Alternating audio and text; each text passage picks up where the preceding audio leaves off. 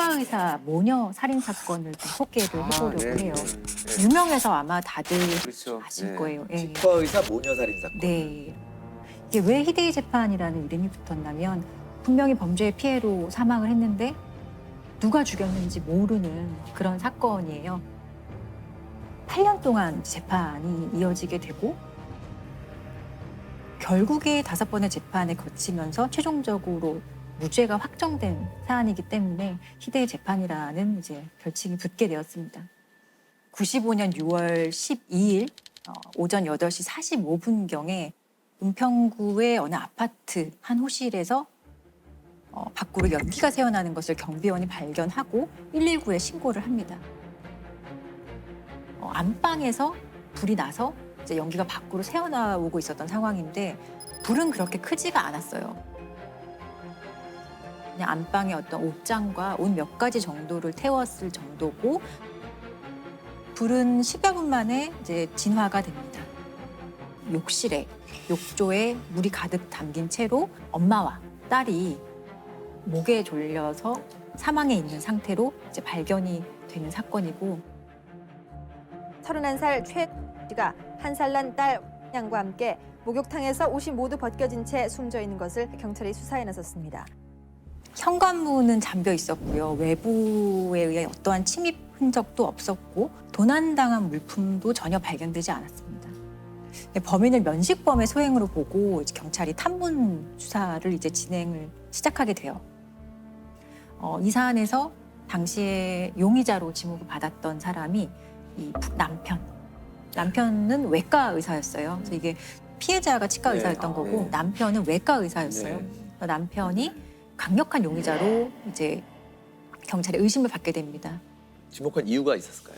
그 피해자에게 내연남이 있었던 게 가장 결정적인 이유였어요. 치과를 이제 개원하는 과정에서 알게 된 어떤 남성과 내연 관계에 있다는 것이 수사 과정에서 밝혀지고 이 남편이 이런 내연남의 존재를 알고 그런 동기에서 부인을 살해했을 것이다라고 이제 경찰은 강하게 이제 의심을 하기 시작하죠. 그리고 또 하나의 어떤 경찰의 의심을 살 만한 상황은 남편을 조사하는 과정에서 옷 속에서 어떤 쪽지 하나가 발견이 되는데 그 쪽지에 영화의 제목이 하나 발견이 돼요. 위험한 독신녀라는 영화가 위험한 독신녀라는 영화가 어떤 내용인지 봤더니 어떤 여성이 남성을 살해한 다음에 욕조에 담그고요. 옷을 불태워서 없애는 장면이 나오는데 이것과 상당히 범행 수법이 유사한 영화를 이제 발견해보고 경찰이 좀 의심스럽다고 생각을 하는 거죠. 근데 막상 이 남편은 나는 모르겠다. 이 영화 뭐 별 기억도 안 난다. 제목조차 기억나지 않는다라고 했었는데 조사를 해보니 남편이 이 사건 발생 3년 전에 강릉에서 이제 공중보건의로 근무를 하는데 그때 강릉에 있었던 곳의 어떤 비디오 가게에서 이 영화를 2번이나 빌렸던 기록을 확인을 한 거예요. 그래서 같은 영화를 2번 빌려보는 네. 경우는 드물죠. 네.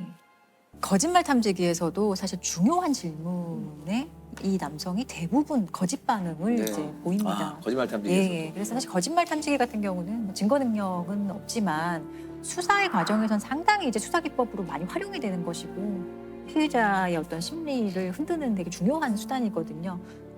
그래서 경찰은 이 정도라면은 충분히 이제 남편이 범행을 했다라고 확정을 하고 검찰도 남편을 아내와 딸을 살해했다는 그런 혐의로 이제 기소를 하게 됩니다.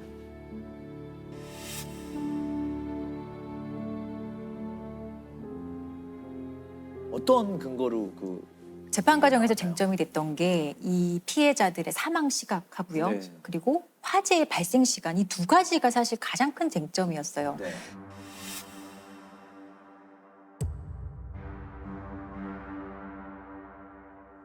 당일에 이 외과 의사 남편은 자기 병원을 개원하는 날이었다고 하더라고요. 그래서 나는 오전 7시에 나갔다. 그리고 내가 나갈 때는 아내와 아이가 당연히 뭐 평소와 다를 바 없었고 살아 있었다. 그리고 7시에 나가서 나는 내 병원에 8시에 도착했다. 이건 어느 정도 인정받은 사실이거든요. 네.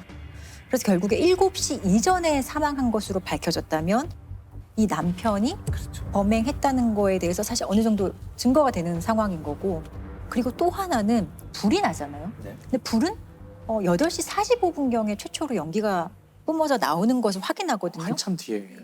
남편이 7시에 출근했다면 1시간 45분 뒤에 이렇게 불이 났다. 뭐 불에 대해서 잘 몰라도 상식적인 차원에서 되게 이상한 상황인데, 수사기관은 남편이 오전 7시 이전에 아내와 딸을 살해하고 그 이후에 불이 천천히 발생하도록 어떤 장치, 작업을 해놓고 나간 것이다. 이렇게 추정을 하고 이제 입증을 해야 되는 상황이 되었어요. 일단은 그 검찰이 기소를 하면서 피해자들의 사망 시각은 7시 이전이었다라고 얘기를 했고, 되게 중요한 근거로 이 피해자에게서 발견됐던 시반과 시강 상태를 되게 중요한 근거로 봤어요.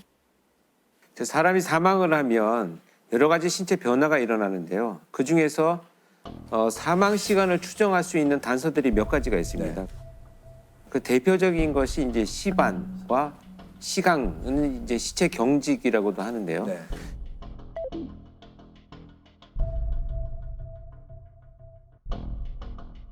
시반 같은 경우에는 양쪽에 다 나타나면 양측성 시반이라고 해서 이 굵기 전에 이동이 되면 시반이 옮겨가서 양쪽에 다 생길 수 있다는 거거든요. 피해자가 이제 양측성 시반이 네. 발견이 됐다고 하거든요. 그리고 네. 보통 이제 사망 후 6시간에서 8시간 이후에 발생을 하기 때문에 오전 7시 이전에 이 피해자들이 사망했을 것이다 라는 중요한 근거가 되죠. 그리고 피해자의 지문을 찍는 과정에서 이 손가락이 상당히 이제 굳어 있는 사후 경직이 이미 진행된 상황인 것을 발견을 하거든요. 사후 경직이 진행되는 시점이 사망 이후 한 7시간에서 8시간 이후였기 때문에 이것도 마찬가지로 피해자들이 오전 7시 이전에 살해당했을 것이다, 사망했을 것이다라는 중요한 자료가 됩니다. 검찰의 어떤 그 혐의 입증을 하는 데 있어서 되게 중요한 자료였지만 결국에 상당히 의심스러운 것은 이 화재 발생에 대한 시간인 거예요. 남편 입장에서는 이게 내가 7시에 나갔는데 불은 8시 45분쯤 나왔으면 어떻게 이게 가능한 일이냐라고 충분히 항변할 수 있는 상황이거든요. 이게 물리적으로 과연 가능한 일인가에 대해서 사실 의문을 제기할 수밖에 없었던 거죠. 불이 1시간 45분 후에 났는데 그 주장을 뒷받침할 근거가 굉장히 필요했을 것 네, 같아요. 그래서 검찰 쪽에서는. 검찰 측에서도 되게 노력을 했던 게 컴퓨터 시뮬레이션을 제출을 했다고 해요. 화재가 발생한 공간과 되게 동일한 뭐 안방의 크기나 온도, 뭐 안방의 농 이런 것들을 다 비슷하게 설정을 해놓고 나중에 불이 나게 할 수 있는지 가능한지에 대해서 시뮬레이션 작업을 했고 그게 가능하다고 나왔다.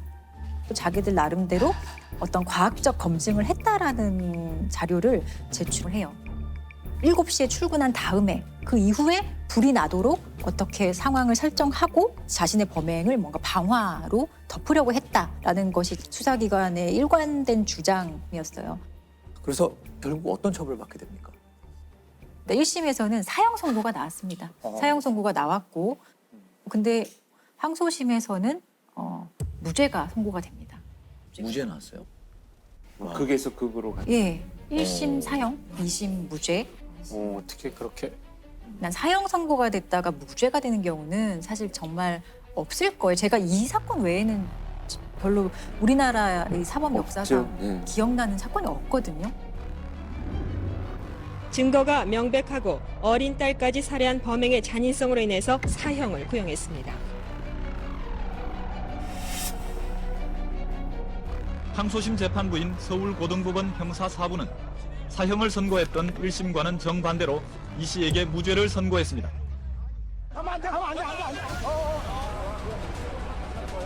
아내와 딸을 살해한 혐의로 구속 수감됐던 이 씨. 이 씨는 구속 9달 만에 교도소 문을 나섰습니다. 지금 이 순간에 검찰, 경찰 믿지 못해요.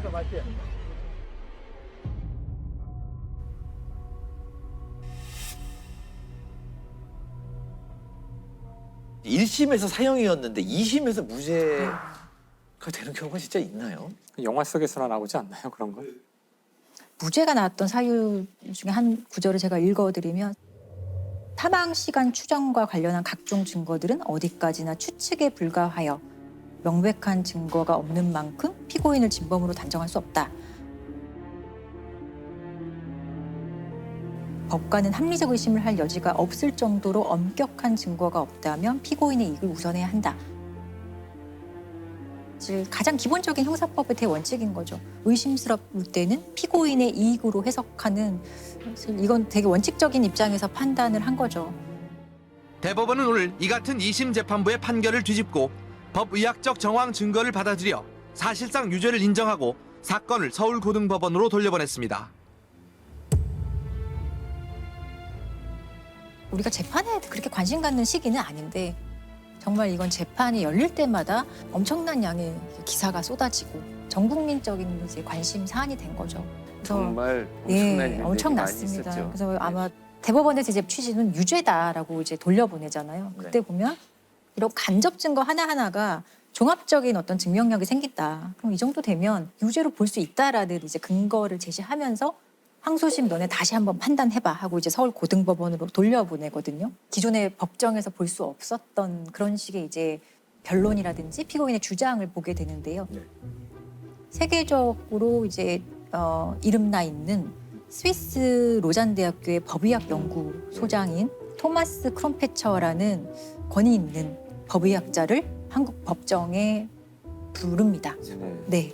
그리고 이 법의학자에게 이 사안에 대해서 이제 물어보죠. 첫 번째로는 이 원칙적으로 피해자의 사망 시간 확인하는 것은 사실 좀 불가능하다.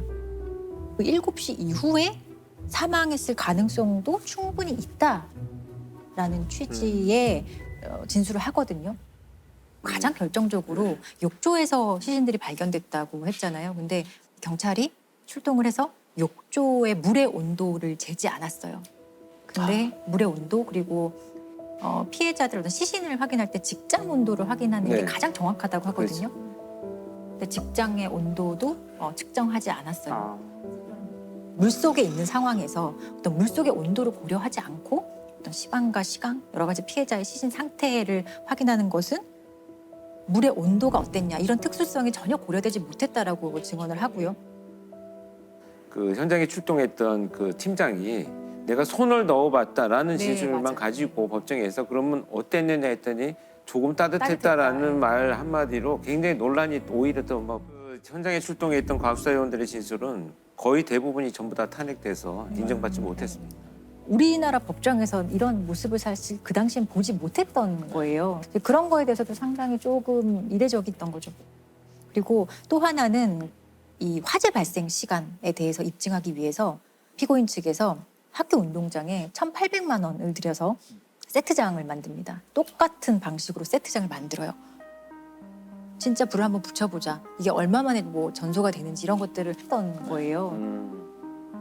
안방과 불이 났던 위치나 이런 것들을 다 완벽하게 재현을 해서 실험을 해봤는데 실험의 결과가 그렇게 발화를 했더니 5분 만에 완전히 거의 뭐 전소가 되다시피 해서 몇 시간 뒤에 천천히 연기가 새어나오도록 하는 수준의 상황을 절대 만들 수 없다는 것을 사실 눈으로 모두가 봤던 거예요. 불을 붙인 지 3분이 지나자 모델하우스 밖으로 연기가 나오기 시작했습니다. 5분이 지나면서 불길은 약해지기 시작했고 연기도 거의 없어졌습니다. 그런 식으로 세트장을 만들고 실험을 하니 법관 입장에서는 그 합리적 의심이라는 그 증명 원칙에 따라서 다른 가능성이 있을 수도 있겠구나. 이 사람이, 이 피고인이 피해자들을 살해하지 않았을 가능성도 충분히 있겠구나라는 그 어떤 심증 형성에 아주 결정적인 역할을 하게 되는 거예요.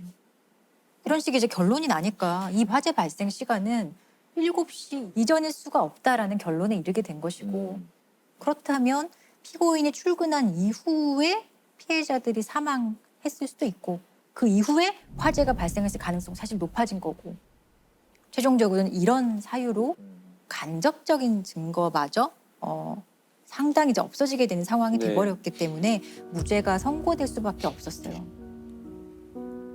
그리고 마지막으로 이제 대법원에서도 이제 그대로 무죄 확정을 해준 사건이고 사실상 5번의 재판을 받은 거고요. 피고인이 이 5번의 재판이 장장 8년의 시간 동안 일어났던 거죠. 크림빵 아빠 뺑소니 사건이라고 있어요. 예. 화물차 운전기사가 이제 피해자이고 20대 가장이었는데요. 부인이 이렇게 임신한 상태로 교원 임용 시험을 준비 중이었고 이 부인을 되게 성실하게 뒷바라지하는 이제 20대 가장이었거든요. 근데 이 화물차 운전기사가 뺑소니 사고를 당한 거예요. 깜깜한 새벽, 한 손에 봉투를 든 남자가 걸어갑니다. 흰색 승용차 한 대가 인근을 지나가고 잠시 뒤 차에 치여 숨진 채 발견된 29살 강 씨. 화물차 운전 일을 마치고 집에 가다 뺑소니 사고를 당한 겁니다. 최근 아내와 결혼해 석 달 뒤면 태어날 딸을 기다리던 예비 아빠였습니다. 사실 뭐 뺑소니 사건이 이 사건만 있는 게 아니지만 이렇게 국민적인 관심을 끌었던 이유가 마지막으로 이 피해 남편이 부인에게 보낸 문자 메시지가 이제 공개가 되면서 사람들이 이 사건에 관심을 가질 수밖에 없었는데 문자 내용이 좋아하는 케이크는 없어서 못 샀는데 대신에 크림빵을 샀는데 가진 것은 없지만 우리 뭐 아이에게 뭐 부끄럽지 않게 잘 살아가자 이런 식의 이제 문자 메시지가 공개가 되어서 당시 어떤 그 가족의 상황이라든지 이런 것들 때문에 사람들이 검거가 되지 않는 상황을 좀 답답해하면서 그 네티즌들이 아예 수사대를 구성을 하면서 검거하기 위해서 자료도 공유하고 그렇게 시작을 했었어요.